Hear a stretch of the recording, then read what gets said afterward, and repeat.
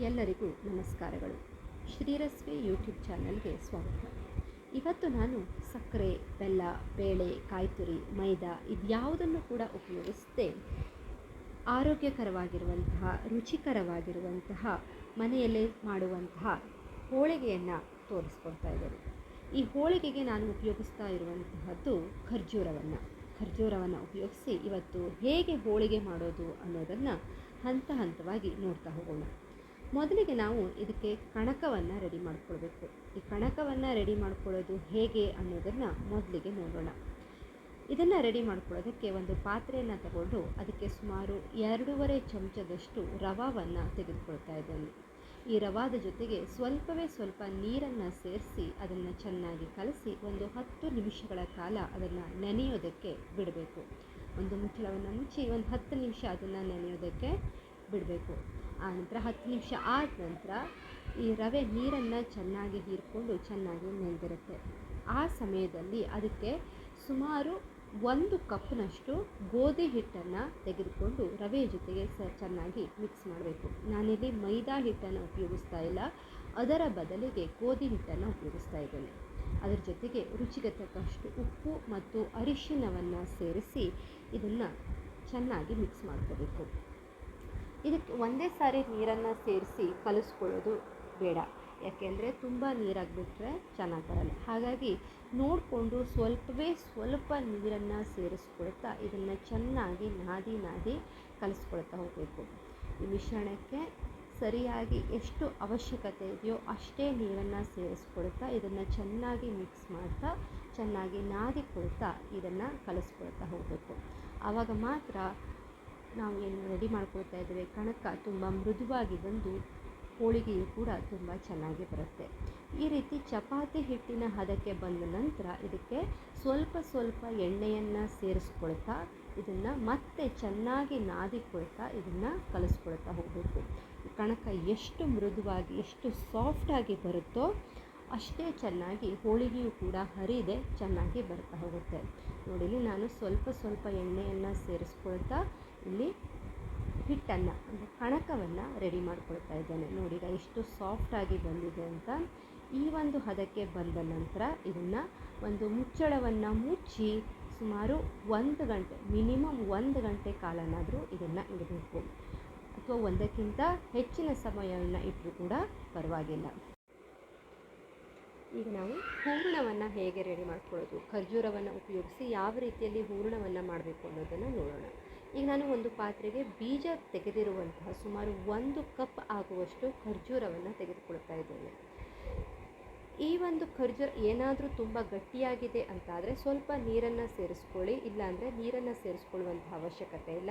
ಹಾಗೆ ಇದನ್ನು ಕುಕ್ಕರ್ನಲ್ಲಿ ಇಟ್ಟು 2ರಿಂದ 3 ವಿಸಲನ್ನು ಹೊಡೆಸ್ಕೊಳ್ಳಿ. ಆವಾಗ ಖರ್ಜೂರ ತುಂಬ ಮೆತ್ತಗಾಗಿ ಬರುತ್ತೆ.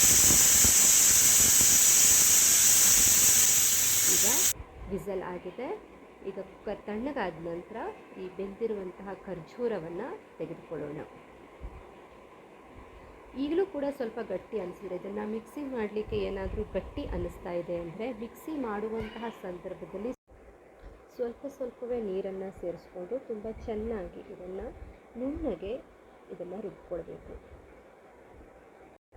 ನಂತರ ಒಲೆ ಮೇಲೆ ಒಂದು ಬಾಣಲೆಯನ್ನು ಇಟ್ಟು ಅದಕ್ಕೆ ಈ ರುಬ್ಬಿರುವಂತಹ ಮಿಶ್ರಣವನ್ನು ಸೇರಿಸ್ಕೊಂಡು ಅದನ್ನು ಬಿಸಿ ಮಾಡಬೇಕು. ಅಂದರೆ ಅದನ್ನು ಚೆನ್ನಾಗಿ ಕುದಿಸ್ಕೊಳ್ಬೇಕು. ಅದರೊಳಗಿರುವಂತಹ ನೀರಿನ ಅಂಶ ಹೋಗಿ ಅದು ಉಂಡೆ ಕಟ್ಟುವ ಹದಕ್ಕೆ ಬರುವ ತನಕ ಅದನ್ನು ಚೆನ್ನಾಗಿ ಕುದಿಸ್ಕೊಳ್ಬೇಕು. ಹೀಗೆ ಚೆನ್ನಾಗಿ ಕುದಿಸ್ಕೊಂಡ್ರೆ ಮಾತ್ರ ಈ ಒಂದು ಹೂರಣ ಚೆನ್ನಾಗಿ ಬರುತ್ತೆ. ಹಾಗೆ ಇದನ್ನು ಈ ಹೋಳಿಗೆಯನ್ನು ಬಹಳ ದಿನಗಳ ಕಾಲ ಇಟ್ಕೊಳ್ಳಿಕ್ಕೂ ಕೂಡ ಸಹಾಯ ಆಗುತ್ತೆ. ಹೀಗೆ ನಾವು ಚೆನ್ನಾಗಿ ಅದನ್ನು ಕೈಯಾಡಿಸ್ತಾ ಉಂಡೆಯ ಹದಕ್ಕೆ ಬರೋ ಥರ ನಾವು ಇದನ್ನು ಕುದಿಸ್ಕೊಳ್ತಾ ಹೋಗಬೇಕು. ಈಗ ಅದು ಬಾಣಲೆಯನ್ನು ಬಿಡ್ತಾ ಇದೆ. ಈ ಸಂದರ್ಭದಲ್ಲಿ ಇದಕ್ಕೆ ನಾವು ಸ್ವಲ್ಪ ಏಲಕ್ಕಿ ಪುಡಿಯನ್ನು ಸೇರಿಸ್ಕೊಳ್ಬೇಕು. ಏಲಕ್ಕಿ ಪುಡಿಯನ್ನು ಸೇರಿಸ್ಕೊಳ್ಳೋದ್ರಿಂದ ಈ ಹೋಳಿಗೆಯ ಘಮ ಏನಿದೆ ತುಂಬ ಚೆನ್ನಾಗಿ ಬರುತ್ತೆ. ಈ ಪಾತ್ರೆಯ ತಳವನ್ನು ಅದು ಬಿಡ್ತಾ ಬರ್ತಾ ಇದೆ ಅಂದರೆ ಅದು ಉಂಡೆ ಕಟ್ಟುವ ಹದಕ್ಕೆ ಬರ್ತಾ ಇದೆ ಅಂಥೇಳಿ ಅರ್ಥ. ಅಂಥ ಸಂದರ್ಭದಲ್ಲಿ ಗ್ಯಾಸ್ ಫ್ಲೇಮ್ನ ಆಫ್ ಮಾಡಿಬಿಟ್ಟು ಅದನ್ನು ತಣ್ಣಗಾಗೋದಕ್ಕೆ ಬಿಡಬೇಕು. ತಣ್ಣಗಾಗೋದಕ್ಕೆ ಬಿಟ್ಟ ನಂತರದಲ್ಲಿ ಅದನ್ನು ಚಿಕ್ಕ ಚಿಕ್ಕ ಉಂಡೆಗಳನ್ನಾಗಿ ಮಾಡಿ ಇಟ್ಕೊಳ್ಬೇಕು. ಈಗ ನಮ್ಮ ಹೋಳಿಗೆಗೆ ಬೇಕಾದಂತಹ ಹೂರಣ ರೆಡಿಯಾಗಿದೆ. ಕೆಲವು ಗಂಟೆಗಳ ಕಾಲ ನೆನೆಸಿಟ್ಟಂತಹ ಕಣಕ ಈಗ ಮತ್ತು ಸಾಫ್ಟಾಗಿ, ಇನ್ನೂ ತುಂಬ ಸಾಫ್ಟಾಗಿ ಮೃದುವಾಗಿ ಬಂದಿದೆ. ನೋಡಿ ಯಾವ ರೀತಿ ಮೃದುವಾಗಿ ಬಂದಿದೆ ಅಂತ. ಈಗ ಇದನ್ನು ಮತ್ತೊಂದು ಬಾರಿ ಚೆನ್ನಾಗಿ ಇದನ್ನು ಕಲಸ್ಕೊಳ್ಬೇಕು. ಈ ಕಲಸ್ಕೊಂಡ ನಂತರದಲ್ಲಿ ಒಂದು ಚಿಕ್ಕ ಗಾತ್ರದ ಉಂಡೆಯನ್ನು ತೆಗೆದುಕೊಂಡು ನಿಮಗೆ ಯಾವ ರೀತಿ ಅನುಕೂಲ ಆಗುತ್ತೋ ಆ ರೀತಿಯಲ್ಲಿ ನೀವು ಕಣಕದಲ್ಲಿ ಹೂರಣವನ್ನು ತುಂಬಿಕೊಳ್ಬೋದು. ನಾನು ಈ ವಿಧಾನದಲ್ಲಿ ಅಂದರೆ ಅಂಗೈಯಲ್ಲಿ ಕಣಕವನ್ನು ಇಟ್ಟು ನಂತರ ಅದರೊಳಗೆ ಹೂರಣವನ್ನು ತುಂಬಿಕೊಳ್ತಾ ಇದ್ದೇನೆ. ಈ ತುಂಬಿಕೊಂಡಂತಹ ಭಾಗ ಏನಿದೆ, ಈ ಮೇಲ್ಭಾಗವನ್ನು ನಾವು ಲಟ್ಟಿಸುವಾಗ ಕೆಳಗಡೆಯಲ್ಲಿ ಬರುವ ರೀತಿಯಲ್ಲಿ ಇಟ್ಟುಕೊಂಡು ಲಟ್ಟಿಸಬೇಕು. ಆಗ ಮಾತ್ರ ಹೋಳಿಗೆ ಹರಿದೆ ಚೆನ್ನಾಗಿ ಬರುತ್ತೆ. ನಾನು ಇನ್ನೊಂದನ್ನು ಮಾಡಿ ತೋರಿಸ್ತಾ ಇದ್ದೇನೆ.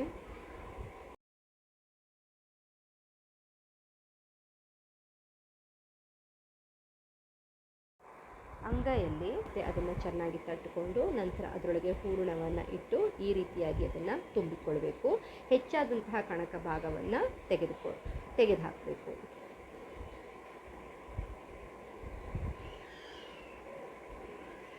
ಈ ರೀತಿಯಲ್ಲಿ ಕೆಳಗಡೆಯಲ್ಲಿ ಇಟ್ಟು ಸ್ವಲ್ಪ ಕೈಯಿಂದ ತಟ್ಟಿಕೊಂಡು, ನೀವು ಇಡೀ ಹೋಳಿಗೆಯನ್ನು ಕೈಯಲ್ಲಿ ತಟ್ಟಿಕೊಳ್ತೀರಾ ಅಂದರೂ ಕೂಡ ಪರವಾಗಿಲ್ಲ, ಇಲ್ಲಾಂದರೆ ಸ್ವಲ್ಪ ತಟ್ಟಿಕೊಂಡು ನಂತರದ ಲಟ್ಟಣಿಗೆಯ ಸಹಾಯದಿಂದ ಇದನ್ನು ಲಟ್ಟಿಸ್ಕೊಳ್ಬಹುದು. ಹೀಗೆ ಎಲ್ಲ ಕಡೆಯಲ್ಲಿಯೂ ಸರಿಯಾಗಿರುವಂತೆ, ಒಂದು ಕಡೆ ದಪ್ಪ ಇನ್ನೊಂದು ಕಡೆ ತೆಳುವಾಗಿ, ಈ ರೀತಿ ಅಲ್ಲದೆ ಎಲ್ಲ ಕಡೆಯೂ ಕೂಡ ಸರಿಯಾಗಿ ಬರುವಂಥದ್ದನ್ನು ಲಟ್ಟಿಸ್ಕೊಳ್ತಾ ಹೋಗಬೇಕು. ಹೀಗೆ ನೋಡಿ ಎಷ್ಟು ತೆಳುವಾಗಿ ಬರ್ತಾ ಇದೆ ಅಂದರೆ ನೀವು ಎಷ್ಟು ತೆಳ್ಳಗೆ ಲಟ್ಟಿಸ್ಕೊಳ್ಳಿಕ್ಕೆ ಸಾಧ್ಯನೋ ಅಷ್ಟು ತೆಳ್ಳಗೆ ಇದನ್ನು ಲಟ್ಟಿಸ್ಕೊಳ್ಬೋದು.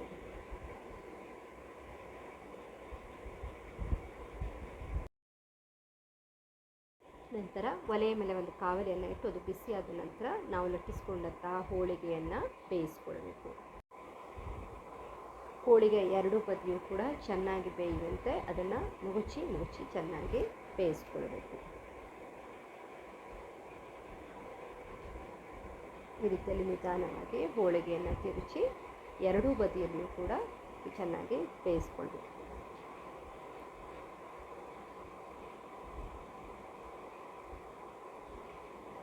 ನೋಡಿ ಎಷ್ಟು ಚೆನ್ನಾಗಿ ಬಂದಿದೆ ಅಂತ ಹೋಳಿಗೆ. ನೀವು ಕೂಡ ಮನೆಯಲ್ಲಿ ಈ ಹೋಳಿಗೆಯನ್ನು ಟ್ರೈ ಮಾಡಿ.